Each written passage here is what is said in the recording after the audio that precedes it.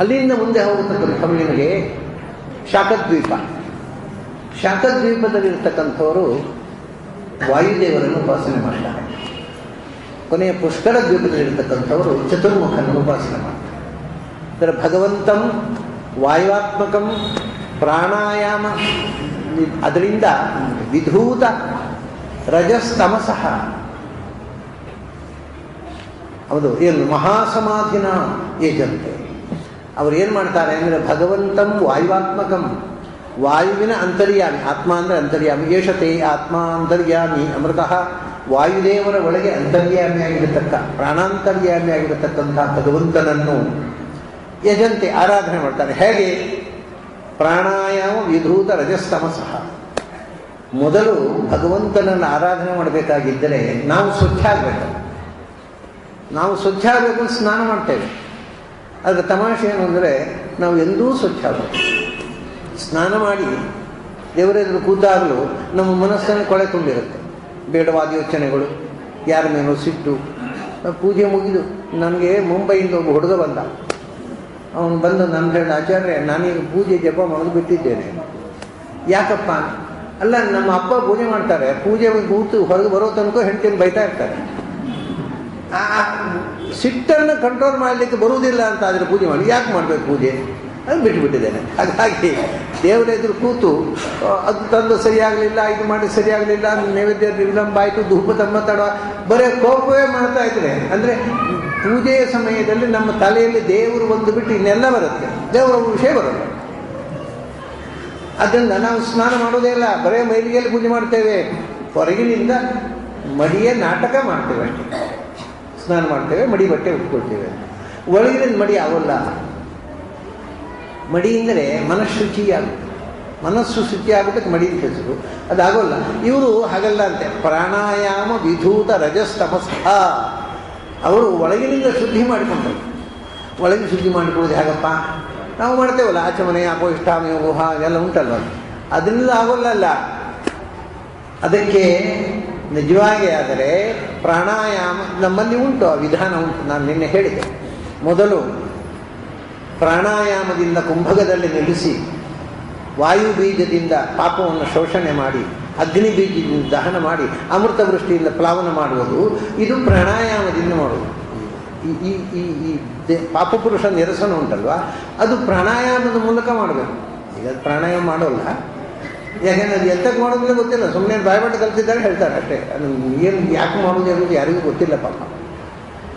ಪ್ರಾಣಾಯಾಮದಿಂದ ನಾವು ವಾಯು ಬೀಜದಿಂದ ಒಳಗಿರತಕ್ಕ ಪಾಪಗಳನ್ನು ಶೋಷಣೆ ಮಾಡಿ, ಅಗ್ನಿ ಬೀಜದಿಂದ ಪಾಪಗಳನ್ನು ನಾಶ ಮಾಡಿ, ಅಮೃತ ವೃಷ್ಟಿಯಿಂದ ದೇಹವನ್ನು ಶುದ್ಧಗೊಳಿಸುವುದು ಉಂಟಲ್ವ, ಇದೇ ಪ್ರಾಣಾಯಾಮ ವಿಧೂತ ರಜಸ್ತಮಸಃ. ಪ್ರಾಣಾಯಾಮದ ಮೂಲಕ ನಾವು ನಮ್ಮ ಒಳಗಿರ್ತಕ್ಕಂಥ ರಜೋಗುಣ ಮತ್ತು ತಮೋಗುಣದ ಕೊಳೆಯನ್ನು ತೊಳೆದು ಶುದ್ಧ ಸತ್ವ ಆಗಬೇಕು. ನಮ್ಮ ಮನಸ್ಸು ಶುದ್ಧ ಸತ್ವಾತ್ಮಕ ಆದಾಗ ಅದೇ ಸತ್ವಂ ವಿಶುದ್ಧಂ ವಸುದೇವ ಅದಕ್ಕೆ ವಸುದೇವ ಅಂತ ಹೆಸರು. ಶುದ್ಧವಾದ pure mind is called Vasudeva. ಆ ವಸುದೇವದಲ್ಲಿ ಕಾಣುವ ಭಗವಂತ ವಾಸುದೇವ. ಅವನು ಕಾಣಿಸ್ಕೊಳ್ಬೇಕಾದರೆ ಮೊದಲು ನಮ್ಮ ಮನಸ್ಸು ವಸುದೇವ ಆಗಬೇಕು. ಆಗ ಅವನ ಮಗ ವಾಸುದೇವ ಬರ್ತಾನೆ. ಮನಸ್ಸು ವಸುದೇವ ಆಗುವುದು ಯಾವಾಗ ಅಂದರೆ when it is full of sattvic vibrations. ಅಂದರೆ ಶುದ್ಧಂ ಸತ್ವಂ ವಿಶುದ್ಧಂ, ರಜಸ್ಸು ಮತ್ತು ತಮಸ್ಸಿನಿಂದ ತುಂಬಿದ ಕೊಳೆ ತುಂಬಿದ ಮನಸ್ಸಿನಲ್ಲಿ ಧ್ಯಾನ ಮಾಡಿದರೆ ಭಗವಂತ ಕಾಣಿಸುವುದಿಲ್ಲ. ಅದಕ್ಕೆ ಒಳಗಿನಿರತಕ್ಕಂಥ ಕೊಳೆಯನ್ನು ತೊಳೆಯಬೇಕು. ಅದು ಹೇಗೆಂದರೆ ಪ್ರಾಣಾಯಾಮ ವಿಧೂತ ರಜಸ್ತಮಸ. ಮತ್ತೆ ಭಗವಂತನನ್ನು ಹೇಗೆ ಕಾಣೋದು? ಮಹಾಸಮಾಧಿನ ಭಗವಂತನ ಯಜಂತೆ. ಆಮೇಲೆ ರಜಸ್ಸು ತಮಸ್ಸು ಕಳೆದುಕೊಂಡ ಮೇಲೆ ಮನಸ್ಸು ಪ್ರಾಣಾಯಾಮದಿಂದ ಕೊಳೆ ತೆಗೆಯದಿದ್ದರೆ ಮನಸ್ಸು ಏಕಾಗ್ರತೆಗೆ ಹೋಗೋಲ್ಲ. ಈ ಏಕಾಗ್ರತೆಗೆ ಹೋಗಬೇಕಾಗಿ ಮನಸ್ಸಿನ ಒಂದು ಸ್ವಭಾವ ಏನು ಅಂದರೆ, ಈ ಬೌದ್ಧರು ಹೇಳ್ತಾರೆ ನಮ್ಮ ಮನಸ್ಸನ್ನು ಶೂನ್ಯದಲ್ಲಿ ಏನೂ ಇಲ್ಲ ಬ್ಲ್ಯಾಂಕ್ ಮಾಡಿ ಅಂತ. ಇದು ಮನಸ್ಸು ಬ್ಲ್ಯಾಂಕ್ ಆಗೋದು ಪರಸ್ಪರ ವಿರುದ್ಧ. ಮನಸ್ಸು ಎಂದೂ ಬ್ಲ್ಯಾಂಕ್ ಆಗೋದಿಲ್ಲ. ಯಾಕೆಂದ್ರೆ ನೀವು ಒಂದನ್ನು ಮನಸ್ಸಿನಿಂದ ವೈಪೌಟ್ ಮಾಡಿದರೆ ಇನ್ನೊಂದು ಬಂದು ಕೂತ್ಕೊಳ್ತೇವೆ. ಮನಸ್ಸು ಒಂದನ್ನು ನೀವು ಕಳಿಸಿದ್ರೆ ಇನ್ನೊಂದರ ಕಡೆ ಧಾವಿಸುತ್ತೆ. ಅದು ಏನನ್ನು ಯೋಚಿಸದೆ ಬ್ಲ್ಯಾಂಕ್ ಆಗುವುದು ಸಾಧ್ಯವೇ ಇಲ್ಲ ಮನಸ್ಸು. ಮತ್ತೇನು ಮಾಡಬೇಕಾದರೆ ಮನಸ್ಸಿನಲ್ಲಿರತಕ್ಕ ಬೇಡವಾದ ವಿಷಯಗಳನ್ನು ದೂರಕ್ಕೆ ಸರಿಸಿ ಅದರಲ್ಲಿ ಭಗವಂತನನ್ನು ಕೂಡಿಸ್ಬೇಕಲ್ಲ. ಏನು ಇಲ್ಲದೆ ಬ್ಲ್ಯಾಂಕ್ ಮಾಡಿ ಶೂನ್ಯ ಚಿಂತನೆ ಮಾಡಿದರೆ ಶೂನ್ಯ ಸಂಪಾದನೆ ಏನಿಲ್ಲ. ಅದರಿಂದ ಭಗವಂತನನ್ನು ಒಳಗೆ ಕೂಡಿಸಬೇಕಾಗಿದ್ದರೆ ಅದಕ್ಕೆ ಅದನ್ನೇ ಹೇಳೋದು. ಏಕಾಗ್ರತೆಯಿಂದ ಒಂದು ವಸ್ತುವನ್ನು ಮನಸ್ಸು ಯೋಚಿಸಬೇಕಾಗಿದ್ದರೆ ಅದು ಮತ್ತೆ ಕಷ್ಟ. ಮನಸ್ಸಿಗೆ ಒಂದು ವಸ್ತುವನ್ನು ಯೋಚಿಸಿ ಅಭ್ಯಾಸ ಇಲ್ಲ. ಅದು ಮಂಗನ ಹಾಗೆ ಜಂಪ್ ಆಗ್ತಾ ಇರುತ್ತೆ, ಒಂದರಿಂದ ಒಂದಕ್ಕೆ ಹೋಗ್ತಾ ಇರುತ್ತೆ. ಅದಕ್ಕೆ ಏನು ಮಾಡಬೇಕಂದ್ರೆ ಮೊದಲು ಸ್ಥಿರ ಸುಖಮಾಸನ ಮಹಾಸಮಾಧಿ ಅಂದರೆ ಇದು. ಮಹಾಸಮಾಧಿ ಅಂದರೆ ಕೆಲವರು ಶ್ರೀಪಾದಂಗಳವರು ಸಮಾಧಿಸ್ಥರಾದರು, ಅದಲ್ಲ ಇದು. ಬದುಕಿದ್ದಾಗ ಸಮಾಧಿ ಮಾಡಬೇಕು. ಮತ್ತೆ ಮೇಲೆ ಶಿಷ್ಯರ ಸಮಾಧಿ ಮಾಡಿ ಏನು ಉಪಯೋಗ ಇಲ್ಲ. ಇವನು ಮೊದಲು ಮನಸ್ಸು ನಿಶ್ಚಲ ಆಗಬೇಕಾಗಿದ್ರೆ ಮನಸ್ಸು ಎಲ್ಲಿದೆ ಆ body it should become motionless. First requirement is that. ಮೊದಲು ನಾವು ಸ್ಥಿರವಾಗಿ ಕೂಡಬೇಕು. ಕೂತುಕೊಂಡಾಗ ಹೀಗೆ ಮೈ ಆಡಿಸ್ತಾ ಇದ್ದರೆ ಅಥವಾ ಇವರು ಆನೆ ಆಡಿಸ್ತಾ ಇದ್ದರೆ ಧ್ಯಾನ ಮಾಡಲಿಕ್ಕೆ ಆಗೋಲ್ಲ. ಸೊ ಮನಸ್ಸು ಸ್ಥಿರವಾಗಿ ಆಗಬೇಕು. ಮೊದಲು ಫಸ್ಟ್ ರಿಕ್ವೈರ್ಮೆಂಟು ದೇಹ ಸ್ಥಿರವಾಗಬೇಕು. ಅದು ಈಗ ಅದಕ್ಕೆ ಉದಾಹರಣೆ ನಾನು ಯಾವಾಗಲೂ ಹೇಳ್ತೇನೆ. ಒಂದು ತಟ್ಟೆಯಲ್ಲಿ ಹಾಲು ಇಟ್ಕೊಂಡು ಹಾಲು ಹಂದಾಡಬಾರ್ದಾದ್ರೆ ತಟ್ಟೆ ಹಂದಾಡಿಸ್ಬಾರ್ದು. ತಟ್ಟೆ ಹಂದಾಡಿಸಿದ್ರೆ ಹಾಲು ಹಂದಾಡಿ.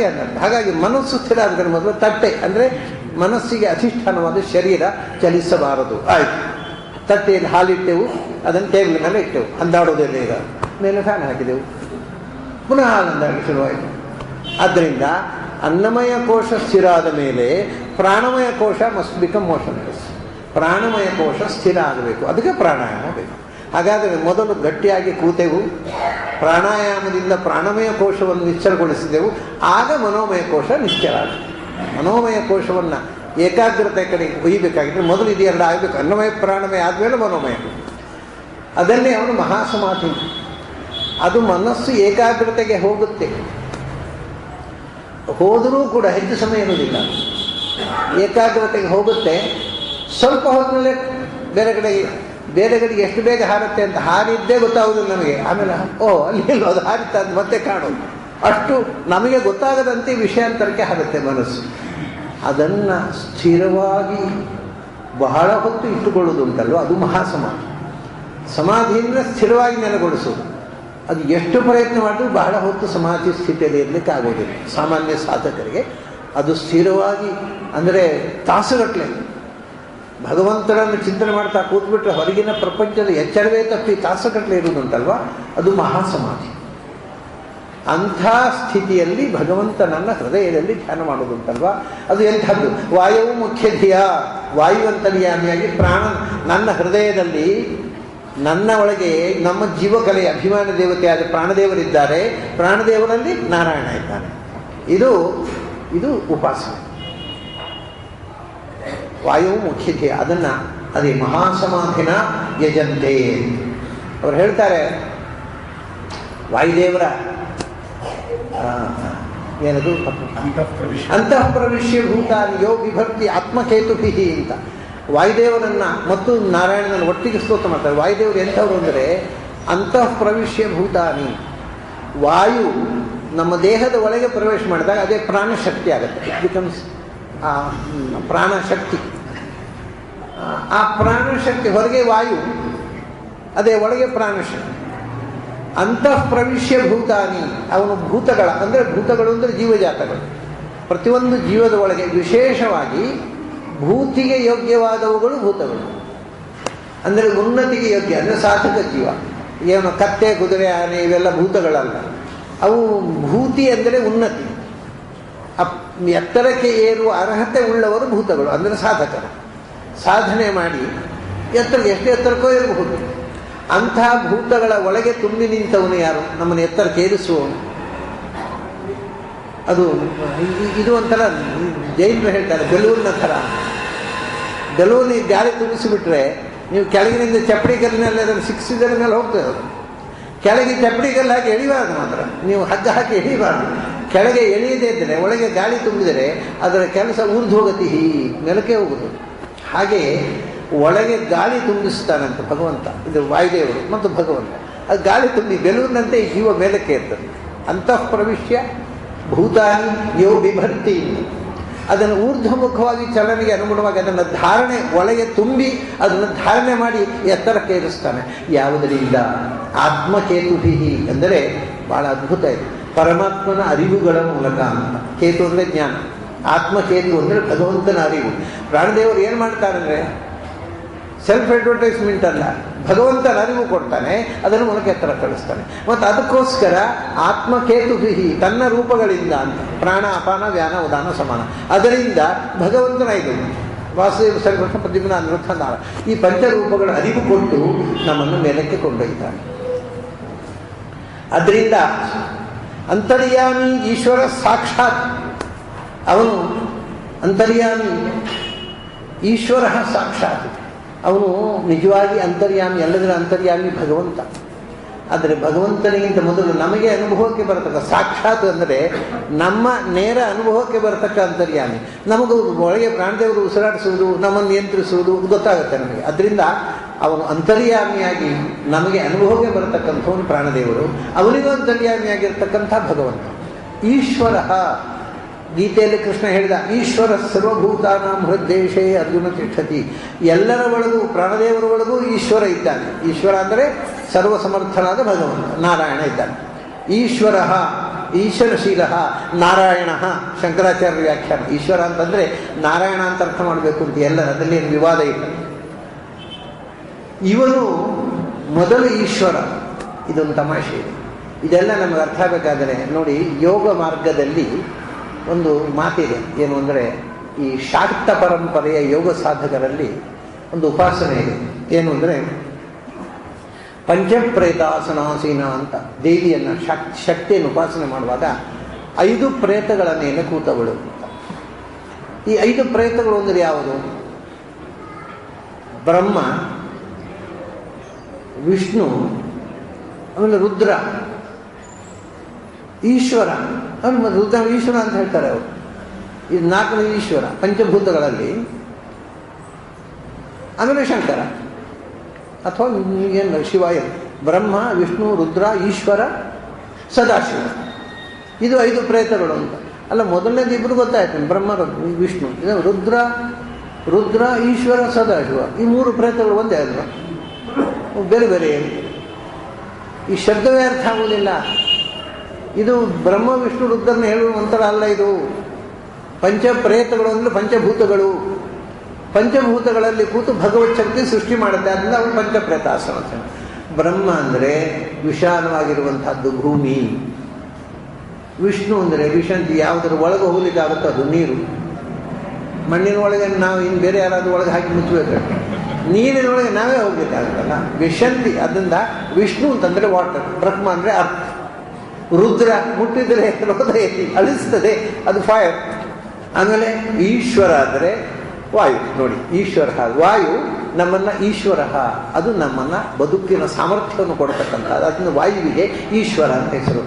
ಏನಾದರೂ ಅಮಂಗಲ ಆಗಲಿರುವಂಥ ಆಕಾಶ ಸದಾ ಶಿವ. ಹಾಗಾಗಿ ಈಶ್ವರ ಅಂತನ್ನುವುದು ವಾಯುದೇವರ ಒಂದು ಹೆಸರು. ಇದು ಶಾಕ್ತ ಸಂಪ್ರದಾಯದಲ್ಲಿ ಬಂದ ಶಬ್ದ. ಬ್ರಹ್ಮ, ವಿಷ್ಣು, ರುದ್ರ, ಈಶ್ವರ, ಸದಾಶಿವ.